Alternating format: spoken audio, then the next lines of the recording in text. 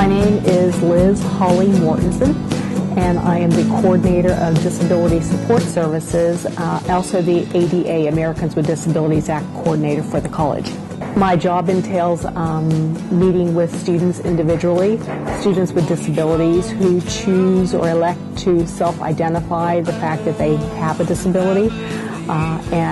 Disability at the college level means something that is substantially limiting to one or more major life functions. We work with anywhere from 160 to 220 students each semester or each year. That is pretty much on par with what the numbers are on college campuses, the percentage anyway, around the country. The college established in 1999 this office, the Office of Disability Services. We also call it FITable, focusing on what a student is capable of doing, as a central clearinghouse. We work with each student individually, case by case, course by course, semester by semester. Once a student has chosen to come forward and self-identify and provide us with the documentation, and then we sit down and we try to work with the student, helping them to self-advocate for themselves, and then also for some students who may never have been diagnosed or who now are newly diagnosed with some medical conditions or some psychological conditions, anything, because we're all human beings after all, and then we try to work with them to find out what would help them to have that same level of access, a level playing field for them to participate in classes. Well, struggles are a part of every person's life, whether they have a disability or not. But probably self-advocating is a big struggle for many students. It depends individually with each person.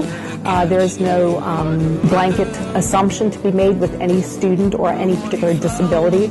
I can say dyslexia, but that means something different for each individual person. Multiple sclerosis means something individually for each person.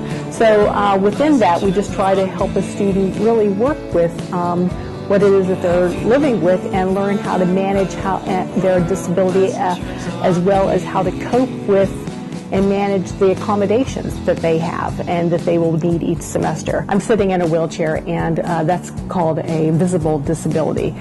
So many students come from high schools having been in resource room, characterized as special education, so there's a particular stigma that might be attached to their learning and just to them as they're identified. That's how they're identified, basically, and they no longer wish to be that way, be identified as somebody different than somebody else, or just as someone not capable, perhaps, of doing what they are capable of doing, which is not always necessarily the case.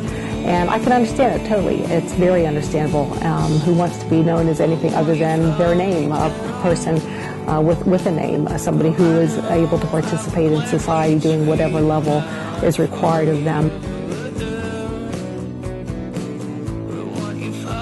And we have more students, just so you know, at FIT who are wheelchair users than we've historically had here ever.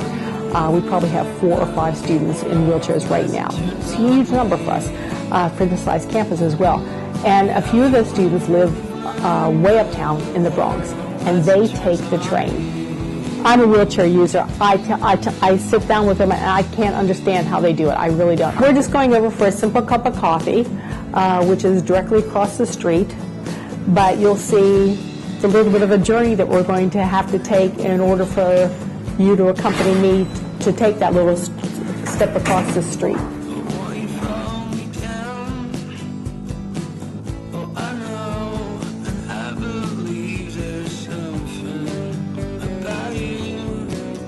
It would be nice for any person to be able to have a handy lift on one of these stairs, because we have so many of them for people who don't need or who don't have mobility issues, just to have a little bit more access.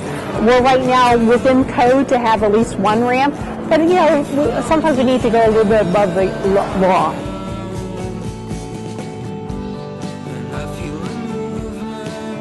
Ramps, I believe the Transit Authority or someone within the city put these in years ago. But say like this person is pulling up right now, and if for some reason they block that, which very often happens, is about to happen, hopefully temporarily, A person coming from the dormitories across the street is not able to cut across to go to class, to go to the cafeteria, or simply to cut across.